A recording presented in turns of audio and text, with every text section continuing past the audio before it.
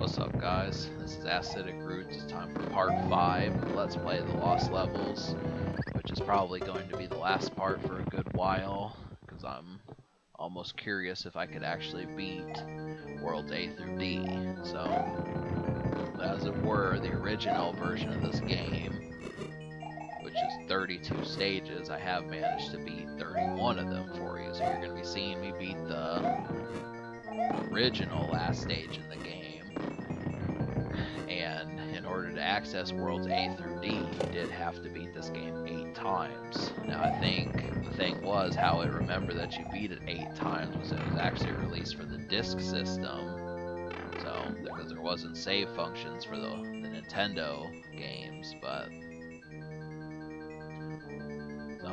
And that's kind of a whole nother thing. The Nintendo disc system, you know, the one that came out for Japanese, Nintendo always had these expansions that they tried to do. Like the PlayStation was going to be the Super Nintendo's expansion, but they just never worked here. They always worked in Japan to at least modest success, but they never really got that far in America. We never tried like the Nintendo 64 DD. We never tried any of those. The Super Nintendo one, they just never saw the light. And you know, there were some pretty kick-ass games that the Japanese got that we have just never seen, like the Legend of Zelda, the Nintendo one. That was released in Super Nintendo graphics like this game, so you actually got Zelda enhanced version of it, but that was only released for the disc system for the Super Nintendo, so we just were unable to see that. And they might have, there was like another game that they did. Zelda actually had more than 1 or 2 games for the Super Nintendo, but it was just kind of unsuccessful. There was also some special game that came out because the Super Nintendo had an internet service, but we just didn't get to see it. And really the internet service was only during certain hours of the day and that sort of thing. So the Japanese definitely had it going. I mean, Nintendo is a Japanese company first, so they got to see the first-hand stuff that was going on, which is, you know, kind of, I think Coca-Cola originated in America, so us getting Coke before the Japanese did, or, you know, even the rest of the world, is just strange trying to see, you know, the benefits of being on home territory. But so yeah, video game wise, Asia definitely had better games, but I mean, and by the way, this section right here is probably one of the toughest parts about stage 8-4, and you do have to have split-second timing. I mean, you have to learn to move the character in the air, and even then you're pretty much going to land on like the tip of the tube. So it's just, you know, when you see me get to pull that part off, I mean, once you know how to do it, it's simple, but up until that point there's going to be a lot of trial and error. But so all the tricks are being pulled out on this stage. Basically everything that you may have hated about Mario is basically in this stage, and I would almost assume that that's the same way for World D4, which is the actual final stage. But yeah, so that's just something to know. I know most people will probably watch this game, but it's still worth, you know, watching it. And that's been something I just couldn't figure out is, I mean, I'm really trying to get people to watch new LP. That's kind of the reason why I'm doing this game, is to get folks to, you know, if you've been watching the same person since 2009, I know some people have been doing that, 2009, 2010, but they haven't updated in a good 3 or 4 years. It's like, it's time, you know. Definitely time to venture into new territory. But I mean, there's so many streamers these days too. I mean, I've been messing with streams for a couple years now, and of course the streams that interest me the most are the ones that are the 2-dimensional games. And once I start seeing like The Walking Dead and The Last of Us and all those PS3 games that everyone played and sold within 2 months. I'm just not really interested in that. I mean, video games are supposed to have replay value, and I think a lot of PS3 games just didn't do it. But yeah, that's how I feel with streams. Is if I see Super Mario All Stars, I'll definitely stop by, but we could use more of these. So it's funny being Luigi in this. I mean, really, he tends to be the one who gets ignored the most. Like Super Mario World basically omitted him from the plot whatsoever. It would say Mario, the princess, and Yoshi are going to go back and have a vacation or something, but even if you beat the game as Luigi, it'll still say that. So it's kind of a level of ignoral that you may not be. And that was a lot of the way it was for several games. I mean, Yoshi's Island, he's in the game for like 2 minutes at the very end. Super Mario RPG, he's not even in it. Mario 64, he's not in it. So that was what things were like when I was younger, basically 8, 10, that sort of thing. Luigi was seen as an afterthought more so than actual, this is a person who has a role. So, which basically meant that Super Mario basically got all the glory, but of course, going from a one-player aspect does get kind of boring. I think that about a lot of things. Obviously, if you want to talk about being solo and just doing things on your own and being independent, that's fine. But it also makes things relatively just kind of isolated. I've just never seen anything wrong with bringing someone along for the ride. So that's that of course means good things for Luigi because he's player 2. But even this game is a one-player game. They couldn't make 2 characters with 4 different skill sets. Because obviously, if you had to be Mario because you're player 1, you might die more than player 2. So, but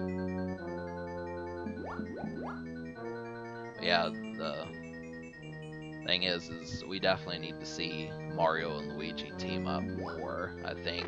I mean, that's a good pair. I mean, really, that's been the duo since 1985, and we tend to forget about it. It's like French fries and hamburgers. This is meant to be a winning concoction. You don't, I mean, that's just the thing. You don't want Luigi to start thinking, oh, I don't need Mario anymore, and you don't want vice versa. So we need these sorts of things. I don't want to sound all preaching and all philosophical, but I mean, obviously it stands because these are the best-selling games in the series. It's Mario All-Stars, Super Mario World, Super Mario Bros. 3, those sorts of games. But so Luigi fans can rejoice because he's actually the better one. I think he's the better character in this game. In some cases, I mean, I like Mario better in Super Mario Bros. 2, but he does have his advantages in that game, Luigi. But I'm trying to figure out if I'm going to get a Nintendo Switch. I mean, really, I'm hoping that the creativeness... I think the most creative thing that Nintendo has done since about 2012 or so has probably been Super Mario Maker. I mean, Smash Brothers came out, but I think really it just doesn't have the lasting value of the previous ones. Zelda completely skipped that generation, so it's just been, you really have to wonder where video games are heading. And there was a trick block right there, aimed to stall your jumping and kill you.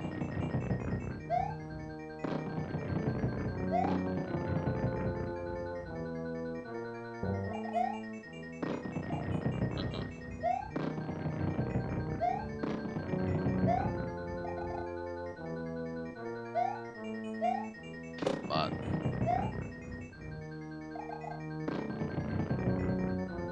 course, I do think you can get this game for the Virtual Console, the Nintendo version, but really, I don't know why most people would want to play it.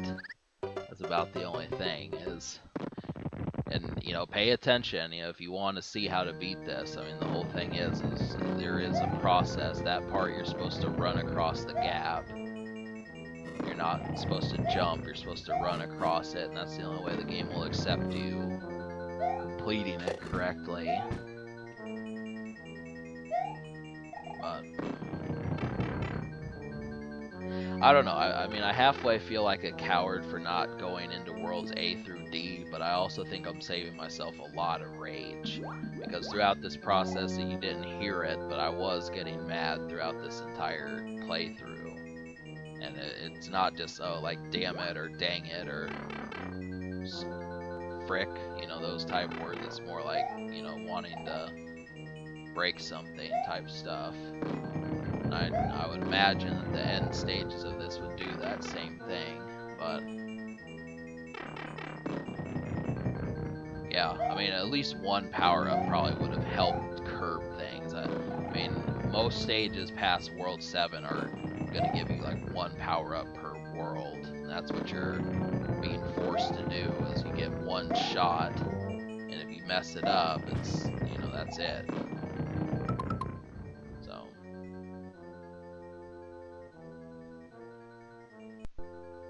So yeah, I had to check and figure out how to get past that part.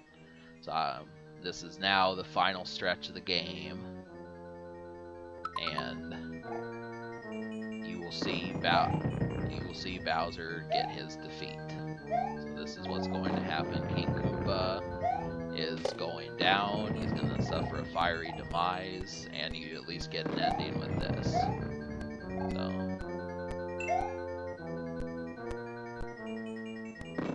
I don't think the tricks stop. I mean, this is the home stretch, but this is kind of a funny little thing. I mean, the jumps here you have to double analyze. So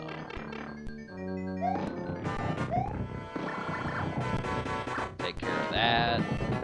Run by. You've got one last enemy to worry about, and this is the last enemy in the game before King Koopa.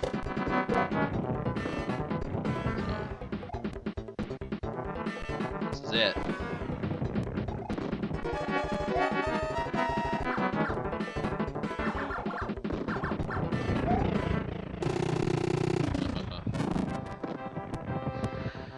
So Luigi gets Princess Toadstool. Yeah, it almost makes you wonder sometimes, but you know, I guess you know, these are taken in respect to, it's kind of like whoever gets it. You know, it's funny. The princess just goes with the first person who saves her. You know, both of the Marios are taking on this quest, but only one really gets the woman. So, I mean, if there was an actual story that was told with that, it'd make you wonder what happens when both the Mario brothers save the princess. You know, who does she go for? That's kind of the thing. It's, you know, that's something that's just not really left to it, but it's still, it's basically first come, first serve. But they did create a woman for Luigi, Daisy.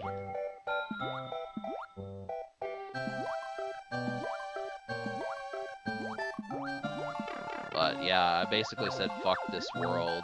I was just like, you know, I'll try it, but I just was not in the mood. This is the elusive World 9 that you can only get to if you complete the game without warp zones.